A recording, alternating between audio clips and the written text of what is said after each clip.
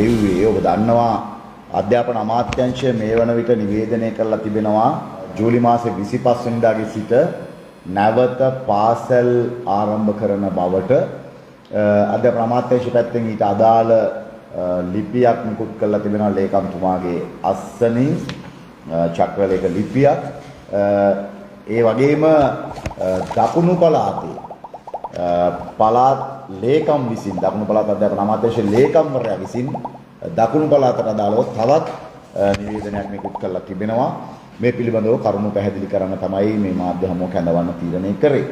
දැන් අධ්‍යාපන අමාත්‍යාංශය සමග අපි පසුගිය ජූලි මාසේ 7 වෙනිදාත් ඒ වගේම 8 වෙනිදාත් දින දෙකක් 7 වෙනිදා අමාත්‍යවරයා ලේකම්වරයා ඇතුළු නිලධාරීන් සමග එතම 8 වෙනිදා ජාතික අධ්‍යාපන ආයතනයත් අධ්‍යාපන සේවා කොමිසමත් ඇතුළු අධ්‍යාපන අමාත්‍යවරයා ඇතුළු නිලධාරීන් සමග දීර්ඝ ලෙස සාකච්ඡා කරා මේ බිඳ වැටිලා තිබෙන අධ්‍යාපනය නැවත යථාවත් කරන්නේ කොහොමද කියන කාරණේ සම්බන්ධයෙන් දීර්ඝ ලෙස අපි සාකච්ඡා කළා.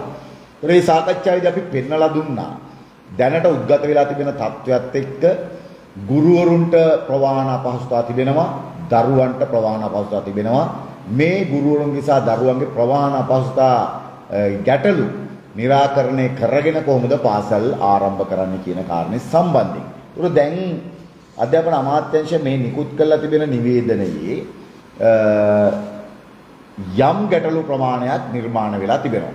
එකක් තමයි ඔවුන් කියනවා සඳුදා අඟහරුවාදා සහ බ්‍රහස්පතින්දා පාසල් පවත්වනවායි කියන එක.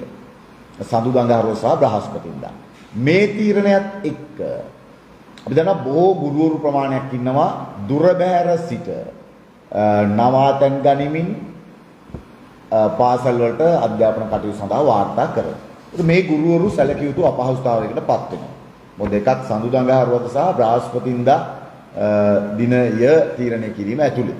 ඒ නිසා විශේෂයෙන්ම අධ්‍යාපන අමාත්‍යාංශ පැත්තෙන් අවධාරණය වුණේ ඔවුන් සමග අපි කරපු සාකච්ඡාවලදී මේ ඉතිරි දිනවල පැවරුම් එහෙම නැත්නම් ක්‍රියාකාරකම් ලබා දෙමින් ඉගෙනුම් පැවරුම් ලබා දෙමින් ඒ දිනවල ඒ කටයුතු ආවරණය කරන්න කටයුතු කරනවා කියන කාරණේ සම්බන්ධයෙන්. එහිදීත් අපි පෙන්වලා දුන්නා මේ දුර බැහැර ගුරුවරුන්ට මුහුණ දෙන්න සිදුවන ප්‍රායෝගික ගැටලු පිළිබඳව. නිසා ඊදී අධ්‍යාපන බලධාරීන්ගේ පැත්තෙන් කියපු මේ කාලසටහන් සකස් කරද්දී අවධාරණය කරපු කාරණේ තමයි එවැනි ගුරුවරුන්ට පාසල තුල නම්‍යශීලී ලෙස කාලසටහන් සකස් කරමින් ඔවුන්ගේ අපහසුතාවයන්ට ලක් නොවන ලෙස කටයුතු කිරීමට උපදෙස් ලබා දෙන බවට. නමුත් මේ නිකුත් කරන ලද චක්‍රලේඛයේ තුල එවැනි උපදෙසක් ලබා දීලා නැහැ.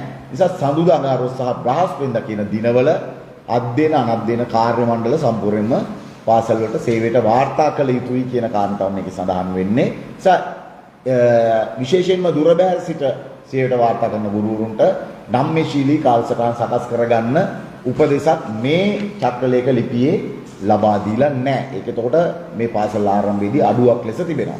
ඊළඟ කාරණේ තමයි අපි දැන් අද වෙනකොට අද 24 වෙනිදා අද වෙනකොට රටේ ඉන්ධන ප්‍රශ්නය විසඳිලා නැහැ. අදට දින ගණන් ඉන්ධන පෝලිම් වල අපේ රටේ සාමාන්‍ය පුරවැසියාගේ සිට සියලු දෙනාට ඉන්ධන පෝලිම් වල ඉන්න සිදු වෙලා තිබෙනවා. සමහරුන්ට දවස් 2 3 තව සමහරු සතිය 2 ඉන්ධන පෝලිම් වල ඉන්න සිදු වෙලා තිබෙනවා. එහෙත් ඉන්ධන නොමැතිව ආපසු හැරී එන්න සිදු වෙච්ච අවස්ථා තිබෙනවා. ඒ වගේම දින 7 වාහනේ අවසන් අංකය අනුව ඉන්ධන ලබා දීමේ වැඩපිළිවෙලක් දියත් කළත් අපි දන්නවා දින 7ේම ඉන්ධන පිරවුම් මල් වල තෙල් නැහැ. නිසා අදට නියමිත අංකයට අද තෙල් නොලැබුණොත් හෙට තෙල් ලබා ගන්න හැකියාවක් නැහැ. ඒ වගේම හෙට පාසල් යන ගුරුවරයාට හෙටත් අනිද්දාත් පාසල් ගිහින් නැවත බදාදා තෙල් පොලිමේ ඉන්න සිදු වෙනවා. එතකොට ඔහු කොහොමද මේ අකණ්ඩව මේ අධ්‍යාපන ක්‍රියාවලිය පවත්වාගෙන යන්නේ? ඒ නිසා ඉන්ධන ලබා දීම සඳහා විශේෂයෙන්ම දැන් අපි දැක්ක අධ්‍යාපන අමාත්‍යාංශ නිවේදනයක් නිකුත් කරලා තිබෙනවා. ජනාධිපතිගේ නේද කොන්ත්‍රාත් ජනාධිපතිගේ උපදෙස් මත නිවේදනයක් නිකුත් කරලා තිබෙනවා. උපදෙස් ලබා දුන්නා කියලා කියනවා පාසල් වෑන් රථ සඳහා ඉන්ධන ලබා දීමට. නමුත් දැන් ප්‍රශ්නේ තමයි එකක් මේ පාසල් වෑන් රථවල අධික ගාස්තු නිසා බොහෝ දරුවන්ට බොහෝ දෙමව්පියන්ට එම පාසල් වෑන් රථ ගාස්තු දරන්න බෑ. ඒ නිසා අපි යෝජනා කරා ජූලි 7 සහ 8 දෙදින කරන ලද සාකච්ඡාවේදී අපි යෝජනා කළා වැඩිපුර පාසල් බස් රථ ප්‍රමාණයක් දාන්න. ඒ පාසල් බස් රථවල ගුරුවරුන්ටත් එන්න ඕන කරන පහසුකම් හදන්න. ඒ වගේම සිසු සැරිය ප්‍රවාහන සේවාවන් තවදුරටත් වැඩි කරන්න. ඒ ප්‍රවාහන සේවාවට යොදවලා තිබෙන බස් රථ ප්‍රමාණය වැඩි කරන්න කටයුතු කරන්න. සිසු සැරිය සඳහා මේ වන විට ගෙවන කිලෝමීටරයකට ගෙවන ගාස්තු ඉහළ දාන්න කටයුතු කරන්න.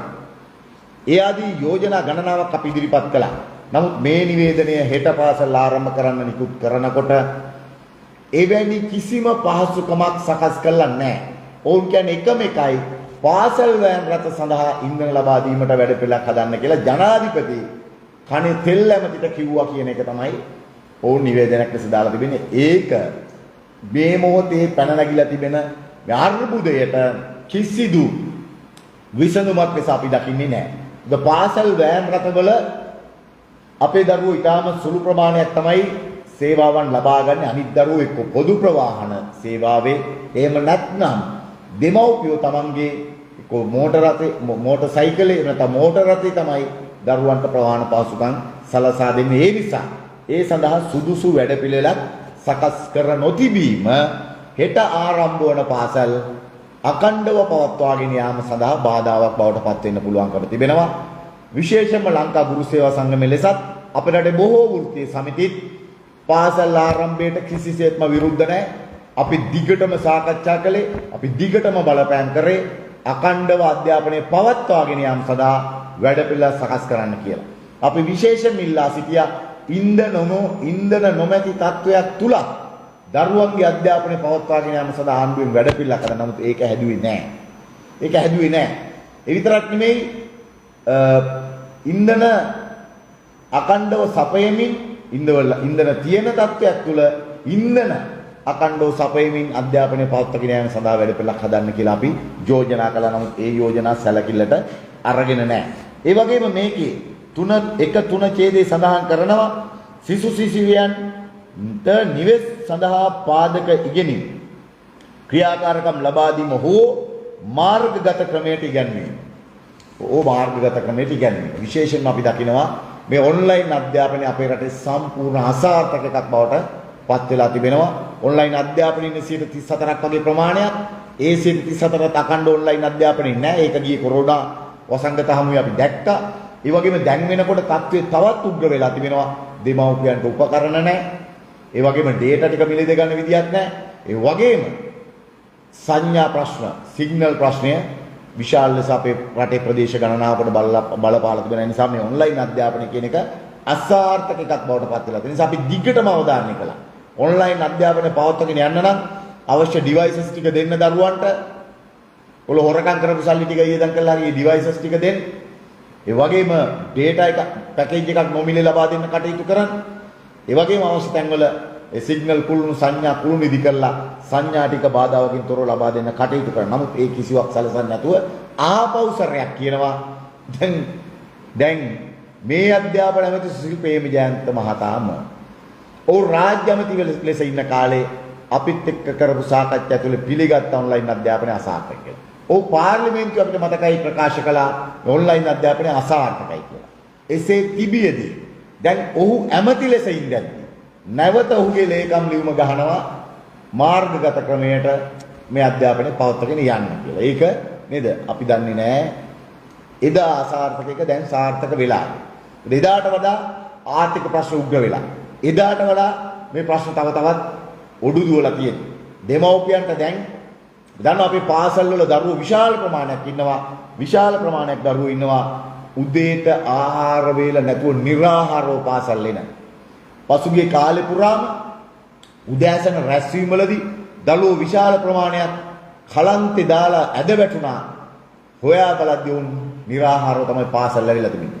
එවැනි වටපිටාවක් ඇතුලේ ඔන්ලයින් අධ්‍යාපනය කියන එක අසාර්ථකයි. ඒ වගේම ඉගෙනුම් ක්‍රියාකාරකම් ලබා දී නිවෙස් පාදක ඉගෙනුම් ක්‍රියාකාරකම් ලබා දෙද්දිත් දරුවන්ට බරපතලවනවා නම් විවිධ ඉගෙනුම් නිවෙස් පාදක ඉගෙනුම් ක්‍රියාකාරකම් සඳහා ෆොටෝකොපි කරගන්න විවිධ මුද්‍රණ කටයුතු කරගන්න ඒක අපි හිතන්නේ සාධාරණ කියලා. මොකද මේ වෙනකොට මුද්‍රණ වියදම් අධික ලෙස ඉහළ ගිහිලා තිබෙනවා.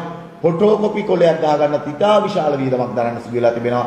එවැනි ක්‍රියාකාරකමකට ගියොත් නැවත මේක අසාර්ථක එකක් බවට පතන. ඒ නිසා විශේෂයෙන්ම ආණ්ඩුව පැත්තෙන් මේ ඉගෙනුම් පාදක ක්‍රියාකාරකම් ලබා දෙද්දී ඊට අදාළව ඒ අවශ්‍ය දේවල් ටික ලබා දීමේ අවශ්‍යතාවයක් තිබෙනවා. ඒ විතරක් නෙමෙයි විශේෂයෙන්ම දැන් මේක කියනවා සංශෝධිත විෂය නිර්දේශ අනුව අපි විශේෂයෙන්ම ජාතික අධ්‍යාපන ආයතනයෙන් අධ්‍යාපන සේවා කොමිසමෙන් මැදිහත් වීම ඉල්ලුවා. මේ විෂය නිර්දේශ ගුණාත්මක හා කෙටි විෂය නිර්දේශයක් ලබා දිය යුතුයි. එම නැතුව සාමාන්‍ය කාලෙක කරගෙන යන විදියට සම්පූර්ණ විෂය නිර්දේශ ලබා දීම තුළ ඒක කරන්න හැකියාවක් නැහැ. ඒ නිසා මොකද මේ සීමිත කාල සීමාව තුළ හැකියාවක් ලැබෙන්නේ නැහැ. ඒ නිසා අපි ඉල්ලුවා ගුණාත්මක කෙටි විෂය නිර්දේශයක් ලබා දිය යුතු බවට. නිසා විශේෂයෙන්ම මේ විෂය නිර්දේශය විශේෂයෙන් සංශෝධනය කිරීමට ගන්න ලැබූ ක්‍රියාමාර්ගය ඇත්තටම අපි අගය කරනවා. අපි දන්නේ නැහැ තාම මේ සංශෝධනය කළ තිබෙන විෂය නිර්දේශය කොයි ආකාරද කියලා.